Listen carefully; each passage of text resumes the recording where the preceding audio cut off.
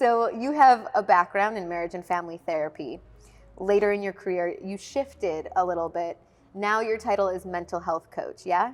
Yeah, mental health coach, mental strength coach. Yeah, Okay. And then you have a doctorate in psychology? doctorate in psychology, yeah. Okay. So what does mental health coach mean? Mental health coaching is very similar to therapy in terms of how we do things, but there's a strong presence or a strong focus on the present moment, as well as the future in terms of helping people be the best versions of themselves in the present moment, but also really set aggressive goals for the future. So you mentioned athletes. I know you also work with elite musicians, executives, people at the top of their game. Yeah, love it. So why do you want to work with this elite clientele? What is it? Athletes, entertainers, highly driven people, those are my people because I am one of them, and I think that I always felt like I wasn't the typical therapist when I was in that role. I wore the suits and had a private practice, was a professor, and it just never fully fit kind of who I really am, and this is who I really am. And another part of me, I think too, is just that I'm highly driven and I'm outside the box. And so working with athletes and entertainers, founders, what you find is that there's a level of work that they'll put into their personal development and growth that if they really buy in to, if they really buy into me being the guy that can take them to the end destination, they'll go as deep as they need to, as far as they need to. Our sessions will be, in some cases, hours and hours long because that's the drive they have. And so for me, it became almost an addicting sort of work to work with people who had that sort of drive, work ethic, passion, attention to detail. And yeah, I think it's made me better to work with some of the greats. How do you define great or greatness? Winning championships, winning awards, I think is one way we can define greatness. To me, I think that's still one-dimensional. The folks that I really want to work with they're committed to being great in every element of their lives. And that's how I really define the greats. I think like a strive for excellence? Yeah, strive for excellence in everything you do and touch. It's a standard of excellence, I believe. I look at historical figures, Muhammad Ali, I love him as a boxer. I love him more as a humanitarian. The level of excellence that he brought to sport was unparalleled. The level of excellence and outside the box thinking that he brought to self-promotion, all the things that now we see, obviously he paved the way for this social media generation we're in now. But he also brought that same tenacity to his work as a humanitarian. I mean, he sat out some of the most critical years of his career to protest the Vietnam War. So I look at greatness really as it being not just I want to be great at my sport or my thing I do, but I want to be great in everything. I think that's true greatness. So I heard you mention in a separate interview, Jay-Z, Kobe Bryant, and Michael Jordan as people you admire. What do those three men have in common? What's the through line for you? I would say surrogate father figures. Wow. In a way, yeah. I think I've realized that more as I've reflected on it. And I would say the three of them, there's something inside of me that I have this ability to just lock in, and if I want something, it's like I'm just gonna push all the way. And that's what I saw especially in Kobe and Michael. In Jay, I saw a lot of this swag that I think it invited me and many others to embrace within ourselves. But also too, I say the surrogate father part because, I grew up without a father figure. I was raised by a single parent mom. And in many ways, only child, latchkey kid, in many ways, I was going home every day and the people I was watching on, in the videos, the rap videos, and also, in the sports world, they were modeling a lot of the principles that I was taking in. And I was attracted to that. Yeah. It's so interesting that you say kind of like father figures, because I get a lot of emails from young girls that are wanting to be journalists or wanting to be in entertainment in some way. And a common thing I hear is like, I'm looking for a mentor. And I didn't have a mentor until later, but I read biographies and memoir, like Barbara Walters was my mentor, you know, but I've never met Barbara. There's something so powerful about choosing somebody or a few people and modeling, even if you've never met them. I don't think we talk about that enough as being such like a great North Star. I think mentorship in general is a cheat code to success. I think that, to your point, yeah, I mean, again, I think we've talked before offline just about broadcasting and Bob Costas and, and Loving the greatest. That's undebatable. He's definitely talk about a greatness. goat.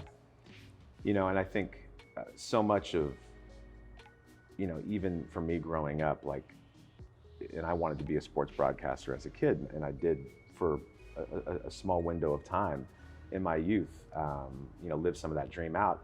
And a lot of what I was taught was just from watching and listening, to your point, right? And watching the interviewers and watching the Larry Kings and watching the Roy Firestones and seeing how they were able to just be who they were. And that, I think so much of what we don't realize, to your point, in mentorship is modeling. That we're modeling, whether we want to or not. And that's why I think when you do have kids, they tell you, obviously it's important what you say, it's more important what you do. That's what you're modeling to your kids. And so I think in that way, it's interesting that we don't have more intention around picking someone to watch and study. I've also found that as being a way I've reverse engineered a lot of things I've wanted to do, right? Like if there's something I wanted to do, I would just say, okay, well, who's done it? Let me just study them. Let me study their process. Let me study how they approach things, their mentality, their mindset, and reverse engineer that. So I think it's a great point, and you got me rolling on that. Now I want to say too that I think that when I love mentoring, because I think probably because of the father wounds I had and how important it was to have a village of people raising me. And I always tell people, it's like, this current, now I sound old to say it, this current generation, there's a lot of pressure to act like you've made it already. And just kind of like fake it. And I'll tell you, for me personally, I never want to be in that position. Like there are still things I want to grow and do in my life that I'm going to seek out mentorship. I'm going to find someone to either model it after on who I watch from afar, or I'm going to, even more importantly, ask someone. And I think that's one of the things I always tell young people is, what's the worst someone could say? That was what my mom told me. What's the worst they could say? No, what do you lose? And so why not reach out to the people that you admire and say, I'd love to grab 10 minutes of your time. I'd love to be mentored by you. I think that we often bypass that and feel like we have to act like we're already there, and we're missing so many rich opportunities to grow. Can I push back a little? Sure. Part of me feels like people come and ask for mentorship from people without doing some of the work themselves. I think if you're gonna ask someone to be your mentor, to ask for their time, you better make sure that you're putting in the time and the work to show them. Agreed. Right? 100%. Yeah. Did I take that? Was that a tangent? I don't believe so. I mean, I think to myself, I have one person that I have taken under my wing, and I had a lot of people approach me. And this one person, his name's Manu. The reason that I took Manu under my wing is because Manu grinds and he works, and I know I can count on him. He's put the work in, to your point. Right. So I don't think that we're all entitled to mentorship, and that's where so much of it's hustle. So much of it is manifesting by working hard and making things happen and being intentional. And then putting yourself in those positions to make the asks. Yeah, well said. What do you think is a common misconception about successful people? That success brings happiness. It just doesn't, I think I wish it did. I wish it did. And I say that obviously from my own personal experience of just, I think that's something in life that I've seen people climb very high mountains. I've climbed some high mountains myself. We often push through the pain of the climb for this belief that we'll be happier when we get there. We may be more fulfilled, but I don't know if we're going to be happy. I think, happiness is such an interesting emotion, feeling. It's something that we're all driven towards. We want to be happy, we want to be fulfilled, but I think that a lot of times we believe that success will get us there, and then when it doesn't, we get devastated and we chase the next mountain, or we pause and really lean into, okay, what am I really searching for here? So I think that's the thing I see. I think that, there's so many people that are success. And the other thing too is that it's so lonely. That the more successful you become, the more lonely it gets. Kobe Bryant always talked about that. It's lonely at the top. I think, I progressively watch, people I've worked with experience success, and many, not all, but many come from humble beginnings. And you think that every time you climb a ladder of success, in many ways it becomes another distancing mechanism that's hard for you to connect with the people that you grew up around and with. For athletes, it's common that they'll feel, I don't know that I can go back to where I'm from because everyone's going to hit me up and ask me for something, or, I'm seen in this light like I'm a ATM machine, or I'm the person that's able to make things happen. So that part's lonely. And then too, I think in some ways, the more successful you are, you get into rooms full of people that may not share the same values, may not have the same passions that you have. And there's this fear that you can't trust people. And I see that happen a lot when people are successful. So there's a lot of downsides to success. It's not to say that we should. Is it success or is it fame? I think that the way I'm talking about it probably that's a good point. There's a lot of fame mixed with that version of success, especially with the athletes being in the public eye. Yeah. I think, although again, I don't know, I think in this world, the more success we have, the more we work, the more that we stretch ourselves, the more that we have endless opportunities. And if we're not practicing how to say no to certain things, then it can be ultimately unfulfilling in some ways. Yeah. The happiness component, I see, no matter, similar to what you're saying, like no matter who I'm interviewing, it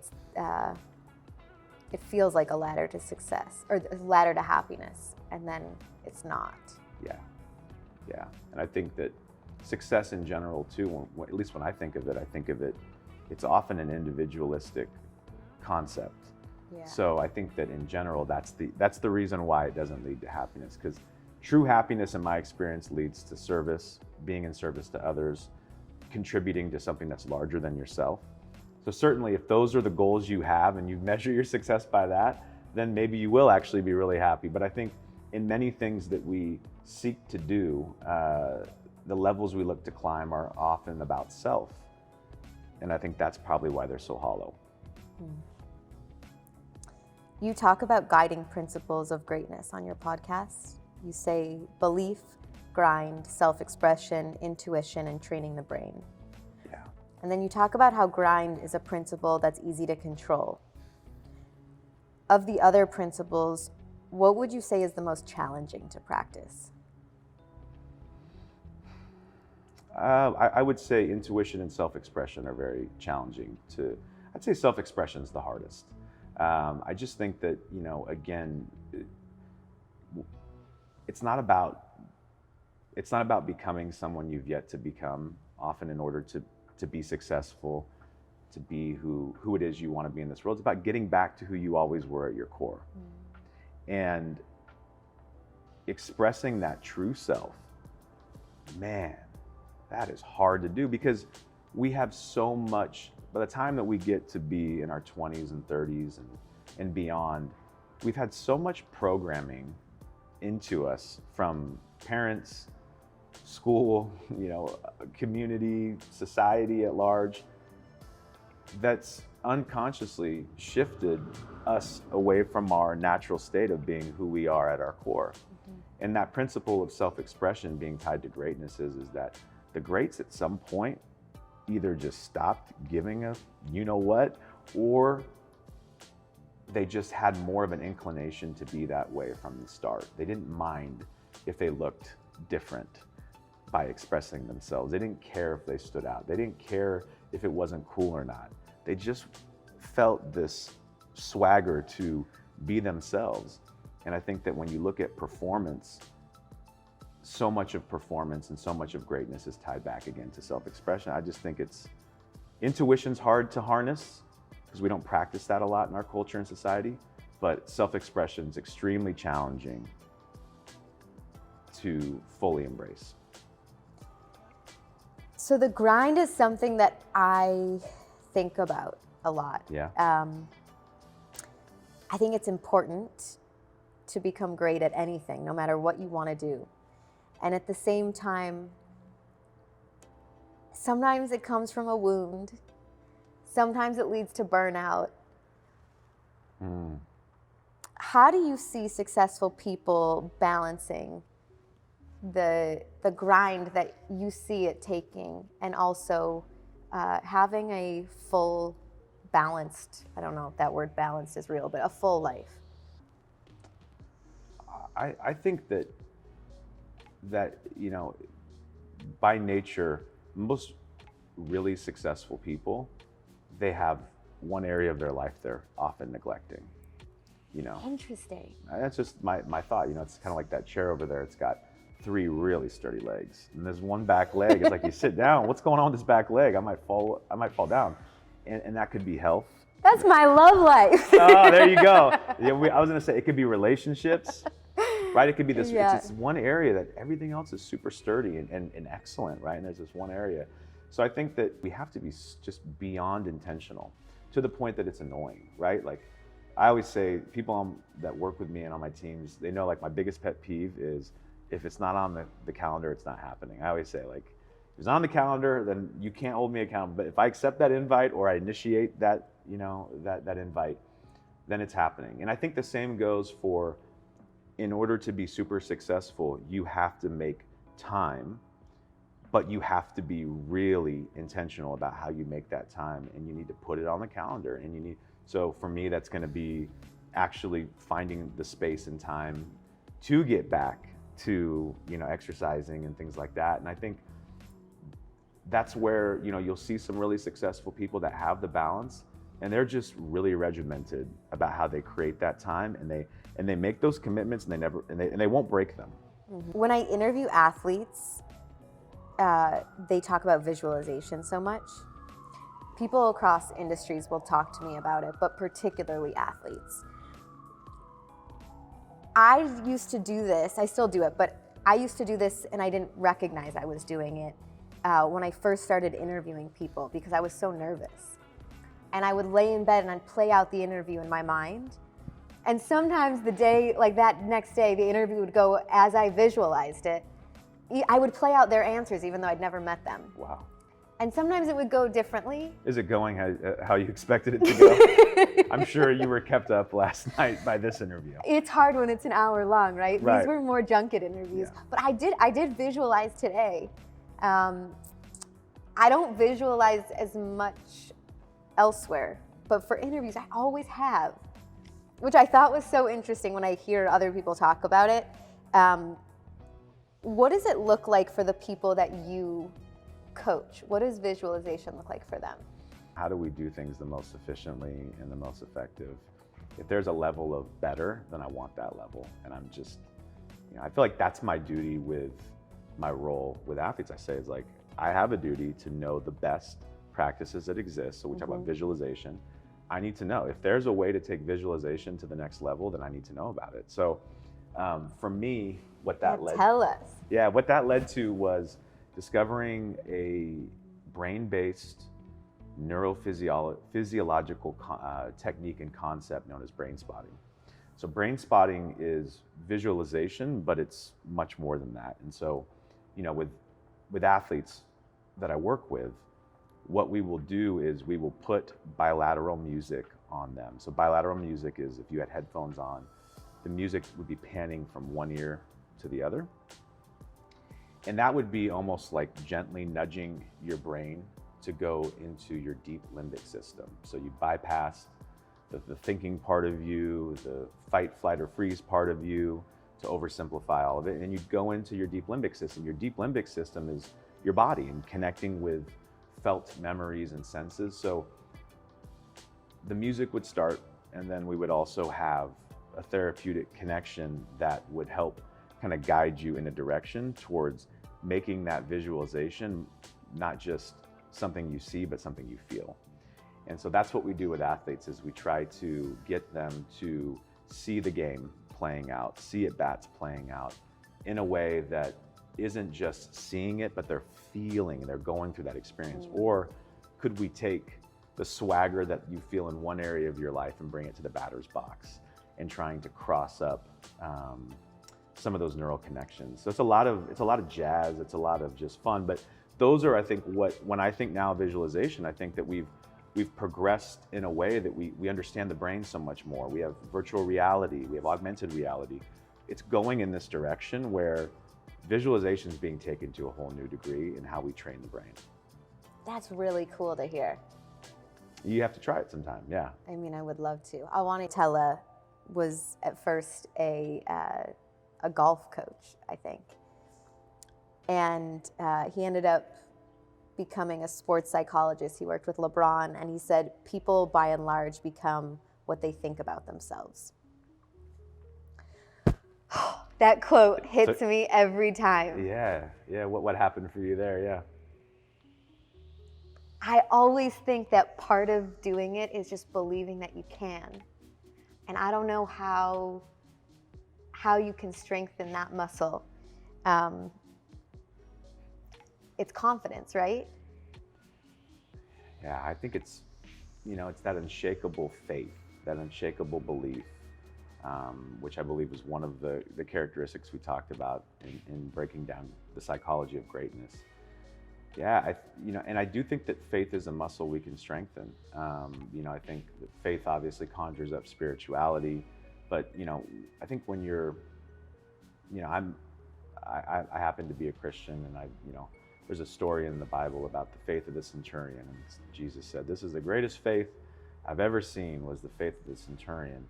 And you look at the example of that, and that's a powerful story for me that guides me a lot, is this belief that I can have very little indication that something's going to happen, and I'm going to just know with certainty, not in my mind, but not in my heart, but in my gut, that this is the truth. And I think that you can shift more towards that, because I think here's the thing, like there's a truth inside your gut that tells you what it is that you're called to do, like this, right? And the more that we learn to tap into that, acknowledge it, experience it, trust it, whether that's through meditation, brain spotting, whatever it may be, the more we tap into it and experience it, sit with it, the more peace we find in it, and then that creates faith that we take forward with us in our journey to do the things that we feel we're meant to do. And I think that's where that faith and belief can be cultivated. Someone doesn't have it. Someone struggles with it, whether it's faith in self or faith in a higher power, faith in that everything will be okay. Where do you start to cultivate that? That's a great question. I think that there's some premises that I have in answering this that I'll expose, right? It's like, obviously I already exposed that I do have faith. So some of that's being informed by that. Yeah. But I don't know, and this is probably largely informed by that. I got this feeling and belief deep in my guts that everyone's got a purpose, everyone's got a calling, that people, when they're born in this world, they're born inherently good. They're born predispositioned to do something significant to have an impact on the greater good of people. So I think that's inside of everyone. And I think that essentially, when you frame it that way, I guess it's more of a listening and an awakening to that is where faith can come from for someone. So if I work with someone, I'll never, for me, faith in a higher power, that's such a personal thing. Like, even if I explain to you why I believe in what I believe in, it would never be very convincing probably to you because it's very experiential for me. So I don't think it's necessarily about bringing people to that higher power faith. I think it's more about, though, especially in the work I do, helping people really listen to what they know to be true inside about what they're called to do, what strengths they have, what gifts they have. I call it purpose, calling, strengths, and vision, PCSV. So it's like, what's your purpose? What's your calling? What are your strengths? And what's the vision that you've been given of how you're going to play that out into this world? And I think the more clarity you have on that, the more faith it creates. So I think that if you don't have it, we need people, we need guides to sit with us and pour love into us to help us see that. Or sometimes just reflect back what they see in us. That is so powerful when people see you, sometimes when you don't see yourself. Yeah, and I think that, you go back to some of those other elements of faith. How do you have faith that, I think you said, like, everything's going to be okay? Or, a lot of those are attachment related things that, our primary attachment with our parents gives us a sense that everything's going to be okay, or that we're capable, or we have what it takes. Yeah. So when people have wounding around that, it makes them very skeptical to believe that about themselves and of life, and of the intentions of others that are attempting to do that. But it's often the only thing that can heal that is a corrective emotional experience that comes in relationship with someone else pouring that back in. Yeah. Okay, this one is tough. I'm almost, I hate the word failure. I don't believe in it.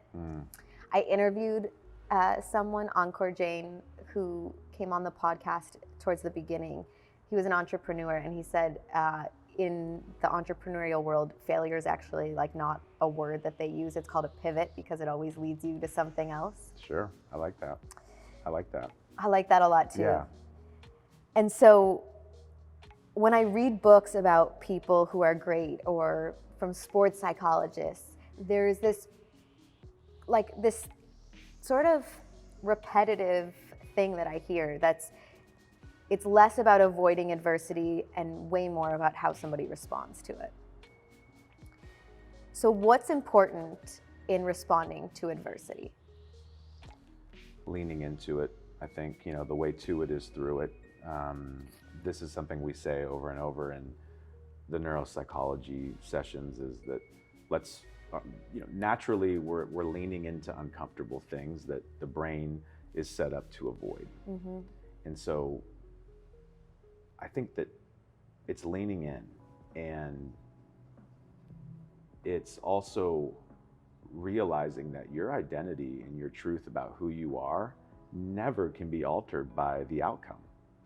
And when we start to understand the truth of who we are is not going to be impacted by whether or not we succeed or fail, win or lose, it becomes a lot easier to show up and play the game, shoot our shot, take chances, because we know, again, it goes back to that faith of knowing who we are and what we have to offer. And I think that, a great contribution was made in this space too with Ryan Holiday's book, The Obstacle is the Way, and how, again, the way to it is through it. It's this idea that, no, I yearn for failure. I learn for pivots, because in the pivot, I get closer to my destination. In the pivot, I learn more about myself. And again, not all of that is going to be the perspective we have in the midst of it, in the adversity. Sometimes we got to just survive that thing and then get on the other side and pull over and reflect a bit, and then we get there. But I think that's important. I really love what you said. And you're right, Ryan Holiday, that's a great book. Learn how to deal with nerves. What advice do you give entertainers or athletes about getting out of their own head? Yeah, I think it's the advice often is to go listen to, we have the music that we created, the Bilateral music. We're not the only ones to have it, but we have it on Spotify and Apple Music. And so a lot of times before games, we'll have our players listening to the music because it's bilateral, and there's Time to Heal, Volume 1 and 2, and then there's Level Up Volume 1. And so people can subscribe to your playlist? Yeah, it's an album that's been released. It's free. They can download it, listen. Where? How do they find it? It's Spotify and Apple Music. But like on Dr. Mondo? Like Cheat Code, yeah. Cheat Code. Yeah, the company Cheat Code, yeah. So cool. Yeah, so it's out there, and so I'll tell people, listen to that music, because what that music's going to do is essentially massage your brain into feeling more focused, more confident, more at peace. And so I think just those internal practices of quieting yourself, turning within. I think those are usually our intellect, our mind. What's the difference between following your heart and your gut? It was on a podcast. I think it was on a Tim Ferriss podcast. The guest he had on there said something about Native Americans used to say, you have 3 brains. The first brain's in your gut, the second brain's in your heart, the third brain's in your head. And they'd say the problem with the West is that they've divorced themselves from the first 2 brains, become self-reliant on the third. When I hear that, the gut is, again, it's this sense that I know that I know that I know. How do you know that you love someone? You may argue that's from the heart, but I also believe that if it's true, it's a guttural feeling. It's this. So I think that the gut is something that you just feel this sense of unshakable belief in, to go back to that again. I think the heart is something that feels. I think the heart feels, and we just feel. And I think that there's intuition that is derived from both the heart and the gut. And I think that those are the places to look to. I think the third is, again, it's not to say we don't need the frontal lobe of our brains to analyze. It's how we've advanced this far as humans. So I think we should keep it. But I think what we shouldn't do is we shouldn't rely upon it, especially with the big decisions in our lives, because it's very easy to talk ourselves into things that logically make sense but aren't for us. I see people all the time who were raised to live a certain way. And it's almost like the people in their lives, whether it's their parents or society, is the director, and they gave them this role, and they're like, well, crap, I don't know how to play this character, but let me do my best. And then after a while, they just feel like, well, this sucks. Like, this is what life's about. And we need to listen to our guts, because our gut is telling us who the true character of the film is and who we truly are. And I think too often when we make choices about careers or partners or things, it's all up here. The reason I love betting on my gut is that I can live with that. If my gut's telling me that I need to do something and it seems bold and it ends up being ridiculous, I can live with it being like, I don't know, I just had a feeling on that. I had to go with it, right? When it comes to me intellectually convincing myself it's the right conclusion, it's harder for me to live with that. So true. Yeah. I was also thinking the heart sort of leads us. Mm-hmm. The gut guides us. That's good. I don't know what my brain does. My brain makes me crazy. It overcomplicates everything. The brain overcomplicates stuff. But there are 3 different personalities if you think about it. They are. And that's where it's like we have parts of self. And so the brain is the super responsible, person that wants to make sure. It informs us. Sure. Yeah. And when we get all 3 signing off on something, that's the best.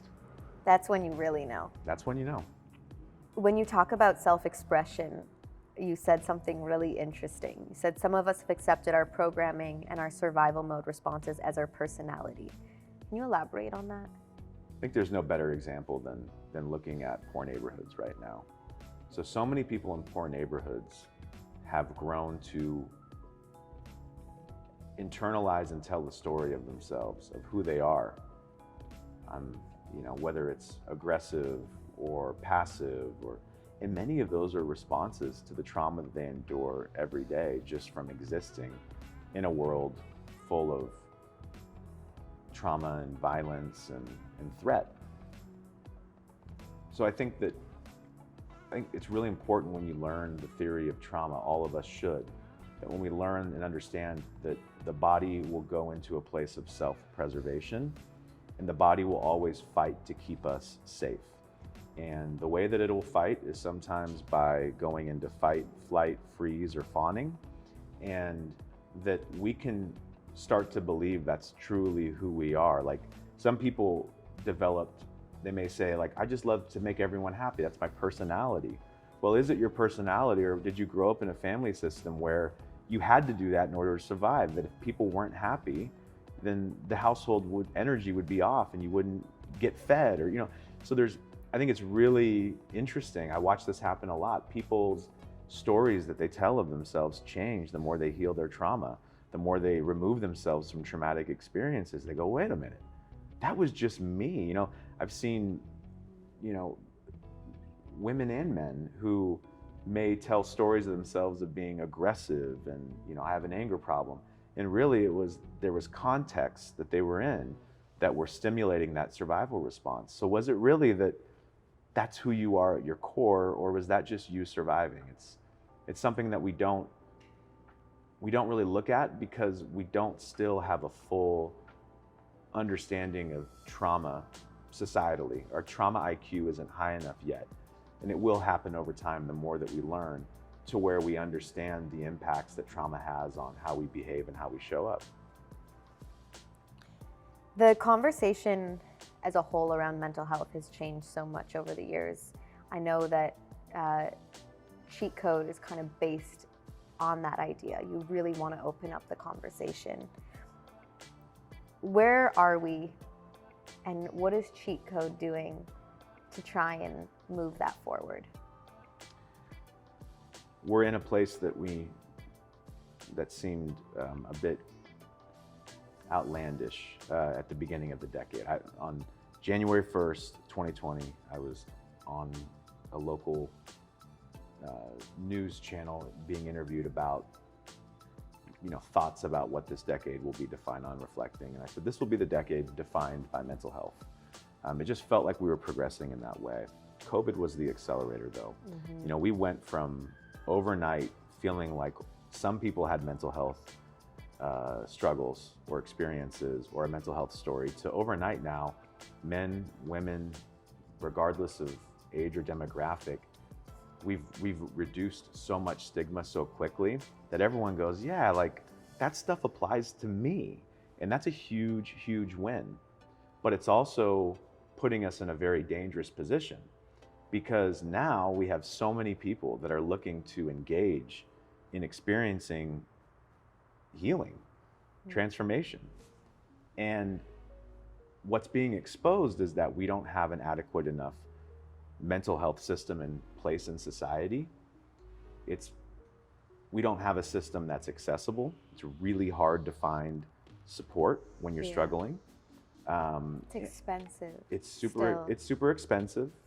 And people, even if you have insurance, you don't know how to navigate that, and a lot of people don't. The most traumatized folks in our society often have no clue or no empowerment or no access to mental health services. So I think there's so much good in saying that we're ending stigma. It's a big part of what cheat code has been about. But cheat code was created because there was this feeling that we have to do more. And there's two sides of cheat code. One is a nonprofit side, the other is a for-profit company. The for-profit company got its start first with working with athletes, musicians, entertainers. And the idea was, okay, I'll give you the cheat code to your mental health, but you have to go be an advocate because I need you to help move the stigma thing forward. Quickly, as that's been happening, now the focus shifts to what we're doing on the foundation side. We're getting ready right now to hopefully, fingers crossed, get a significant amount of money from a city here locally. I won't name the city yet, but we're in talks. And that city would be turning over its mental health system to us and admitting that it's not really as accessible or as effective as it needs to be. So we need to transform it. And that's where I want Cheat Code and Cheat Code Foundation to be, and myself to be more involved, is in redesigning the mental health system to make it more accessible, and then raise the standard of care to where people should be getting the highest standard of care, not because of any certain demographics, just because if they need it, they deserve it. It's a human rights issue in my mind. True or false, attitude would always win out over ability? True. Your dream client? My dream client, I think of the first thing that comes to my mind is someone in juvenile hall that people I've worked with in juvenile hall. Dream client is someone that has so many gifts that they can't see, and no one's ever been able to shine a light on to them. The people that have been cast away in society, those are the people that I want to go empower. A small purchase that you've made that's made a big impact on your life? A small purchase that's made a big impact. This is awful that this is, I guess, not a small purchase in terms of monetary amount, but they are small, and I'll just say that they're worth every penny. The AirPod Pros, they've changed my life. Sorry, shameless Apple plug. Aren't those bad for our brains? You know what, they may be, and you're probably right. I need to probably do more research, but that's called cognitive dissonance. I love them. I don't want to know this stuff. Don't tell me that. Okay, one tool you use to shake off a bad day? Knowing that I'm loved, and that's where my faith comes in, is that just going back to knowing that I have, in my concept of faith, that there's a Father in heaven who loves me unconditionally for who I am, doesn't need me to show up and be anyone other than who I am in order to be loved, and that's enough. And that usually is enough to get me back to where I need to be. A book that you've read that changed your life, something you think everyone should read? The autobiography of Malcolm X. Yeah. That's a very common answer on this podcast. That's amazing. Yeah. Yeah, that came into my life when I was in high school, and it was one of the only books I probably read, and I couldn't get enough of it, and it led me to love X and love Ali, it was a book that changed my life. Okay, so I have somewhere behind these pillows the card deck. Question everything. This is great. By the way, I love these. Oh, thank you. This is so cool. You're getting yours in the mail. I'm getting mine in the mail? Yeah. Really? Okay. Of course. All I right. look at this? Yeah. You have to read it out and answer. And I'm asking you, or No, it's for you. Oh, okay. What's the story behind your name? Oh, this is funny. What's your nickname? Who gave it to you? Okay, so I'm thin slicing a lot here and just doing what comes to me at first. So the story behind my name, I'm named after my father. I'm a junior, Armando Gonzalez. And my dad was from Mexico City, and my dad was super proud to be Mexican, and I'm named after him. And so that's the story behind my name. What's my nickname? I remember being in elementary school and someone started calling me Mondo Man, and then that turned into Mondo. And then when I started, working, got my doctorate, people started calling me Dr. Armando, and then it became Dr. Mondo, and that's where I'm at. And who gave that to me? Just, again, it's other people give you your nickname. You can't pick it for yourself. The smartest decision you've ever made? To realize that I can't do it on my own. I think that goes back to my faith journey of realizing that there were limits I would face on my own, and that I had to eventually surrender to something bigger than me. And that was terrifying, but it's worked out really well, and I'm glad I did it. And I think it's pretty smart in hindsight. Pretty smart. See what you did there? I did.